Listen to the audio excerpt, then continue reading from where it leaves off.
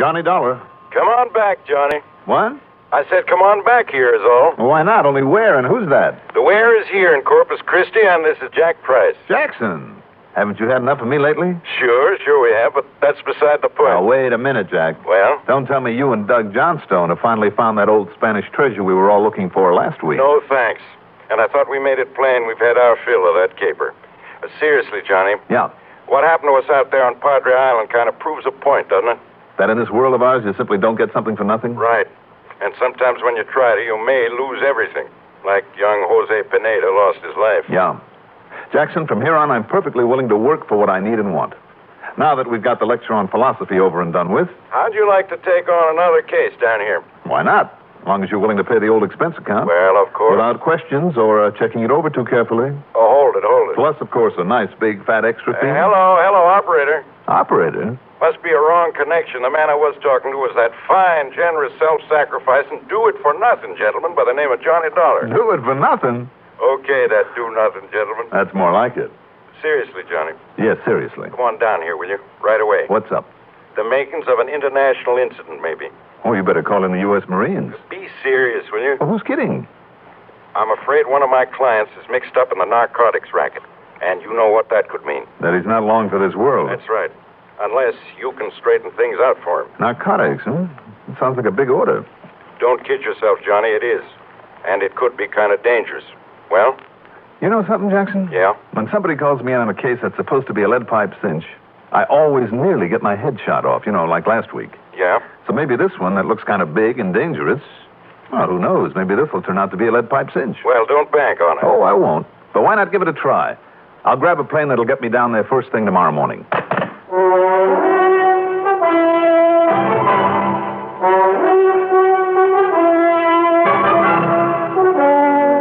The CBS Radio Network brings you Mandel, Kramer in the exciting adventures of the man with the action-packed expense account. America's fabulous freelance insurance investigator. Yours truly, Johnny Dollar.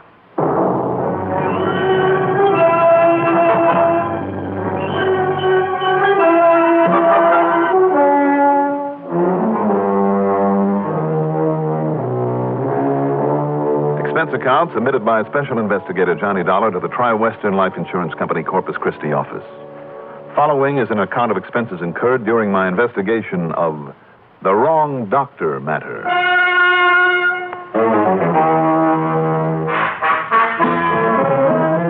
Expense account item 1, shortly after midnight, $132.21. That's for a taxi out to Bradley Field and a plane ticket to Corpus Christi, Texas. As promised, I arrived early in the morning. Too early for Jack Price's office to be open, and there was no sign of him around the airport. So item 2 is $3 for a cab to the Robert Driscoll, where I grabbed some breakfast. That's item 3, $1.30. Then went up to my room, unpacked my bag, showered, shaved. Johnny Dollar. Jack Price, Johnny. I thought you might have signed in there at the hotel. Well, after all, Jackson, if you weren't up early enough to meet me at the airport... Oh, I've been up all right and down at the office.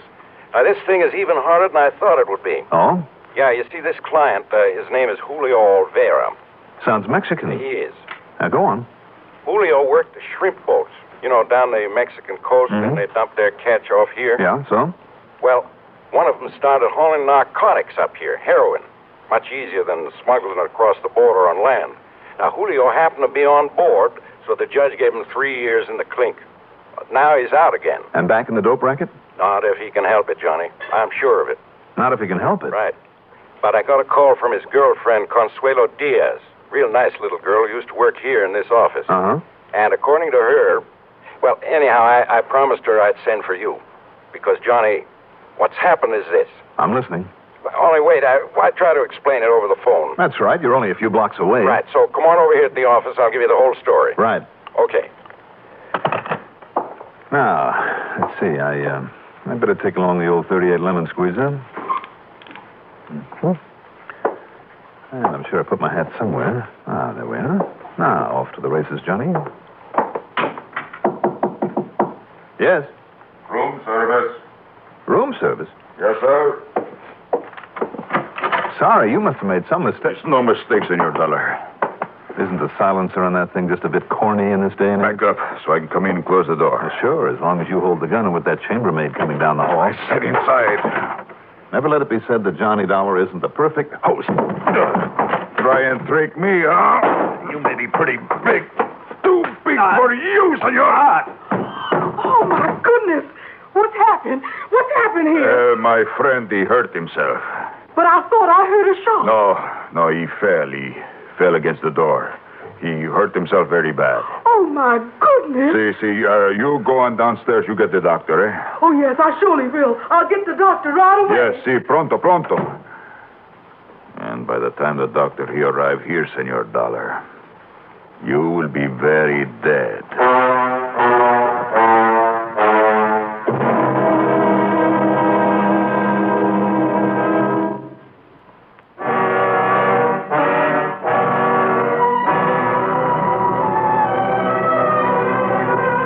I learned it a long time ago.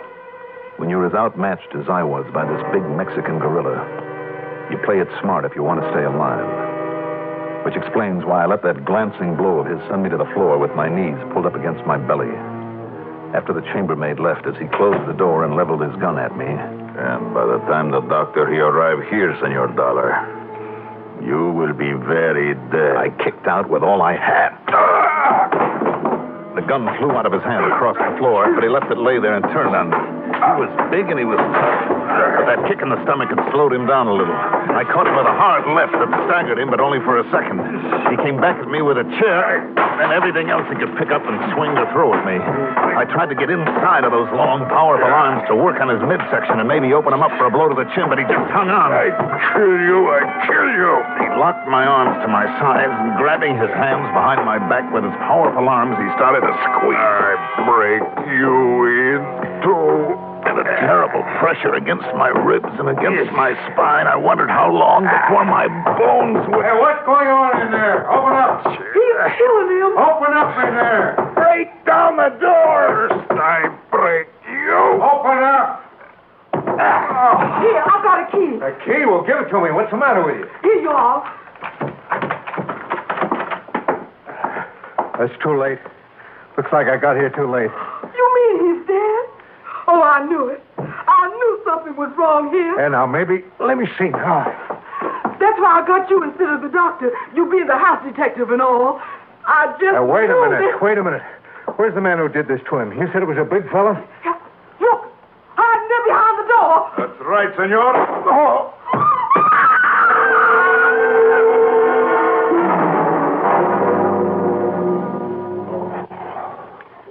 Now, just take it easy, Johnny. The doctor says you've got a rest. Take it easy. Oh, hi, Jackson. Yeah, Oh, Jack. that's right. Now, not a little sip of this brandy the doctor ordered. Yeah. Lie still, you bum. Here, take a slug of this. Oh, brother, what a reception committee you have in this town. According to the chambermaid, she smelled trouble and brought the house stick up here. Well, it looks like your reception committee must have been Hernandez. Hernandez? Diego Hernandez. When we met you out there at the airport, I didn't dream that Hernandez might find out about your coming here. Who is he, Jack?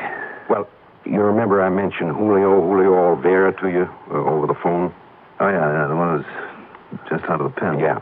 Hernandez was skipper of that shrimp boat. Mm-hmm. He was the one who was running the heroin up here from somewhere in Mexico. As you know, that could mean from somewhere way to the south or from just barely across the border. Yeah, I know. But more important, Hernandez is the one who was never caught. He skipped across the border and disappeared. I see. But then Consuelo, that's young Julio's girl, and Johnny, she's the one who convinced me that Julio is on the up and up, keeping his nose clean. You got it all straight now, Johnny? Yeah, I think so. Go ahead. Okay. Well, she's the one who called me. She'd found out somehow that Diego Hernandez was here in town again. And that's when I called you in Hartford. And you didn't tell the police? Yeah, no, I should have. Well, sure you should have. Probably the Narcotics Bureau, too. Well, they all know it now, of course.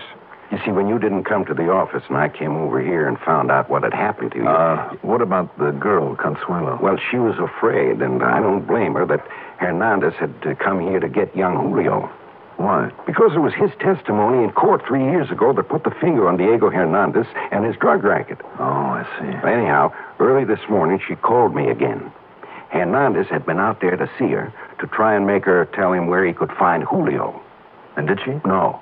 In spite of Diego's claim that he only wanted Julio in on a business deal, which, of course, is exactly what she didn't do. What's the matter? Of course. What? She must have been the one who told Hernandez you were coming here. You know, in the hope it would scare him off. Oh, well, thanks a lot, Consuelo, whatever your name is. Yeah. But the point is this, Johnny. And darn it, I forgot to tell the police, but they'll be coming here any minute now to talk with you about this attack. I'll tell them then. Tell them what, Jack? Consuelo had no way of warning young Julio. He's been out of town, coming back this morning. He'll be stopping by to see Consuelo. But if Hernandez goes back there and finds him there, heaven help him. Come on, Jackson. We got... Now, you stay in that bed, Johnny. Now, take it easy. What's the matter with you? We got to get to Julio and that girl before he does, if we're not too late already. Well, Johnny, when the police come... Will you stop wasting time and help me get into my clothes? But the police are on their way up here now, All right now. Look, we'll leave them a note or something, that's all. Well, like I said, Johnny, I haven't yet told them about Consuelo and Julio. Jackson, over there at the desk. You write him a note while I finish dressing, and don't waste any time about it.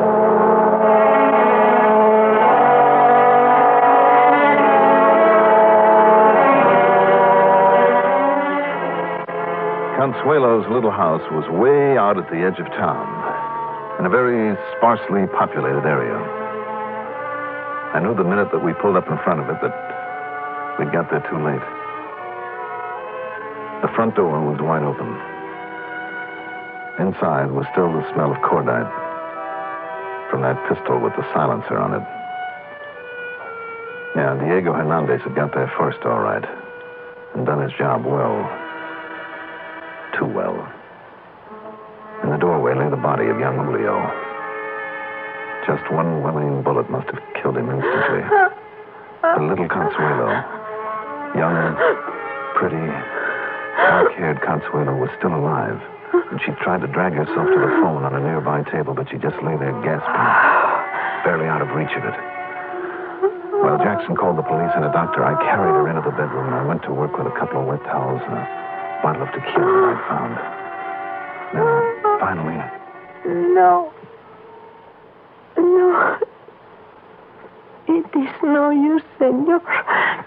Oh, now, sure it is, Consuelo. Sure it is. You're going to be all right. The doctor will be here in a couple of minutes, and he'll get that bullet out of your back. No. With my Julio gone, I do not want to leave now. Consuelo, come on now. Now listen to me. Listen. Tell me, what was it, Hernandez, Consuelo? Was it Diego Hernandez who did this? See?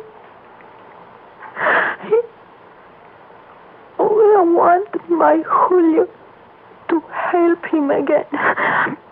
He wanted him to help him in the heroin racket again. See? To go with him. To help him. To go with him where, Consuelo? Consuelo, listen to me. Did Hernandez tell you where he's operating? Where? Doctor. No, you mustn't worry. The doctor will be here. No. Where will we find Hernandez? I tell you. That's right, Consuelo. That's right.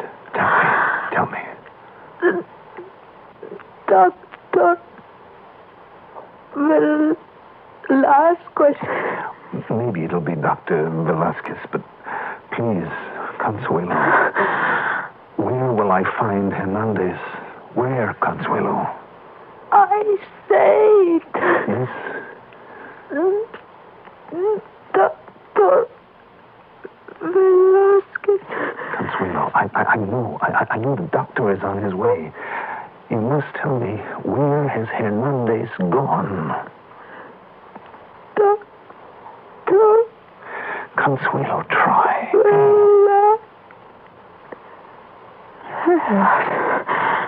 Consuelo. It's okay, Johnny. The cops and Dr. Parker are on their way. Parker? Yeah, so we could... Oh. Is she...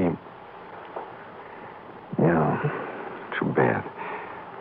She was a pretty little thing. She sure was. Could she give you any lead on Diego Hernandez? No, I'm afraid she didn't make very much sense, Jackson, before. Wait a minute, maybe she did. What? Maybe she did.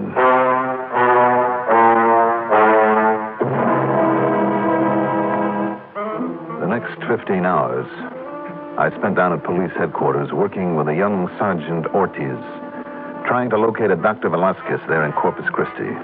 There in any city on the Gulf Coast, anywhere in Texas even. We must have run up a phone bill of several $100s, but it was no go. Sí, gracias. Muchas gracias. Nothing again, Sergeant? Nothing, sir. Again. Well, unless this map here is lying, we have covered every single town this side of the Mexican border. Look at it. I've circled them all. I know. But if he went to a Dr. Velasquez and the girl was sure of it... Of course, down in Mexico, a name like that is probably as... Wait a minute. What is it, Mr. Dollar? Of course she told us where he is. Here, right in front of our noses on this map. Look, Sergeant, don't you see it? Yes. Only about 50 miles below the border. And others here, other towns also named after people. Here, you see? Here's one called General Bravo. Here's Dr. Gonzalez, Dr. Cross. Little town. The one we care about is this one, Sergeant. The town they call Dr. Velasquez. Yes? And, of course, that's where he works his racket. Right there below the border in Dr. Velasquez. Okay, Sergeant. Yeah, but Mr. Dollar, by the time the necessary contact can be made with the policia down there, by the time the necessary papers can be drawn up, and look, here it is such a small town on just a little side road, and in such a desert country. Oh, it's all the better. That means if I take things into my own hands, there'll be nobody around to interfere. You would go down there alone, without the authorization? After what Hernandez did? The attack on me, 2 murders, and heaven only knows how many people he's killed with this filthy heroin. You are right. But he has had such a start on you in a fast car. Even now, he could be well across the border. All the better. It's down there in that wasteland that I'm just dying to meet him. And if I'm lucky, maybe I can get down there ahead of him. But how? Yeah, I'll be waiting for him at the town of Dr. Velasquez. But how can you? And the day, it is getting late, Mr. Dollar. Sergeant, whatever I may do from here on out, you know something? It's none of your business. You are right. It's none of my business. Good. I know nothing. Good. If only I knew somebody around here with a light plane I could charter and no questions asked. I mean, if you should just happen to have a friend or a friend of a friend. Of course, you don't know what I'm thinking of, but... Oh, no, of course not. But, why don't we go out to my squad car and take a little ride, huh? It's a beautiful afternoon, huh? Let's go, Sergeant. That little single-engine plane was a beauty. Incidentally, item 4 on the expense account is $250 to that friend of a friend. It was getting late, though, and I opened the throttle wide, flying a rather erratic course in the hope I wouldn't be intercepted crossing the border. Luckily, I wasn't. Then, with only a highway map to guide me, and believe me, the sun was getting mighty low now, I finally found the place I was looking for. The so-called town of Dr. Velasquez wasn't even a crossroads. It was just a handful of ramshackle buildings out there in the middle of a desert, some 20 miles north of the nearest decent piece of highway. Along the rough dirt road leading to it was a bare space where, by wrestling the controls a bit, I managed to set down. Then I taxied carefully onto that road, blocking it off. Why? Because in the last rays of the sun, I'd seen a cloud of dust that said there was a car on the road heading my way. Hernandez? I hope so. If not, I'd simply have to stay there and wait for him. Or rather, stay nearby in a clump of mesquite. It was Hernandez, all right. And as the headlights picked up the plane, barring his way. Just hold everything, Hernandez. And don't reach for that gun. You again? That's right. Keep 'em up over your head. What are you doing out here? What's your guess? I will kill you, Senor Dollar.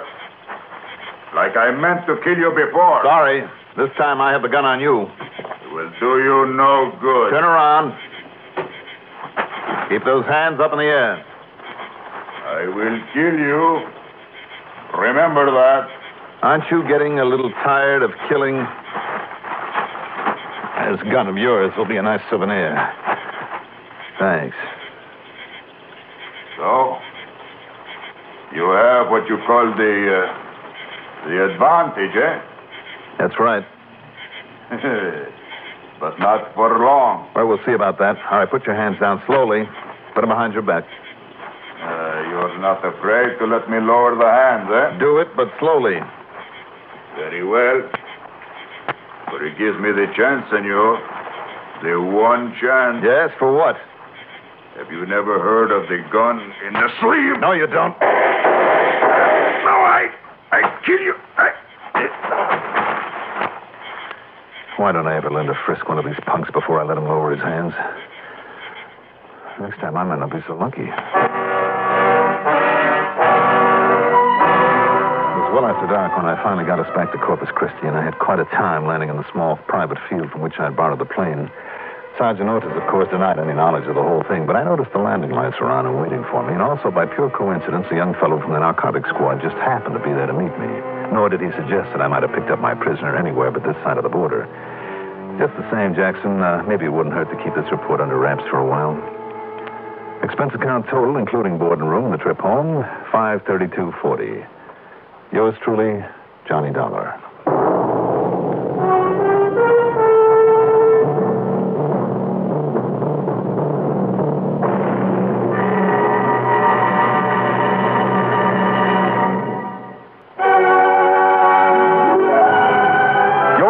Johnny Dollar is written by Jack Johnstone, produced and directed by Bruno Zerato Jr. Music supervision by Ethel Huber.